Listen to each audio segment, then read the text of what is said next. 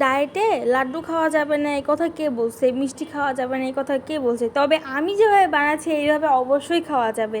তো আমি যে লাড্ডু বানাচ্ছি এটা বানানোর জন্য আমাদের লাগতেছে 1 কাপ পরিমাণে ক্রাশড বাদাম, তারপরে কাঠবাদাম, পিনাট বাটার, চাল কুমড়ার বীজ, কিশমিশ, কালো কিশমিশ, ড্রাই ফ্রুটস আর খেজুর।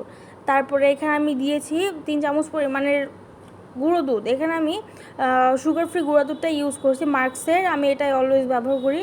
তারপরে হালকা একটু পানি দিচ্ছি কারণ মিশ্রণটা অনেক শুকনা হয়ে গেছে এই জন্য। তারপরে এর মধ্যে আমি দিয়ে দিচ্ছি 1 চামচ পরিমাণের কফি, তাতে কফি দিলে গন্ধটাও ভালো লাগে, খেতেও ভালো লাগবে। আর ভালো করে ওই মিশ্রণটা মাখায় নিয়ে আমি এক পাশে রেখে দিয়েছি। এরপরে আমার হাতে একটু বাটার মাখায় নিলাম যাতে হাতে লেগে না যায়। তারপর ওই মিশ্রণ থেকে 1 চামচ পরিমাণ নিয়ে আমি হাতের মধ্যে লাড্ডু শেপ করে তারপর তিলের মধ্যে মাখায় নিছি। আর এই তো আমার লাড্ডু রেডি হয়ে গেল। এই লাড্ডুটা আমি একটা বাটার মাখানো বক্সে রেখে ফ্রিজে সংরক্ষণ করব। তো দোকানের যেই লাড্ডু মিষ্টি এগুলো খাওয়া আমাদের শরীরের জন্য অনেক ক্ষতিকর, এই জন্য আমি ক্ষতিকর খাবারটা বাদ দিয়ে খাবার খাওয়ার ট্রাই করছি। আপনারাও করবেন। আল্লাহ হাফেজ।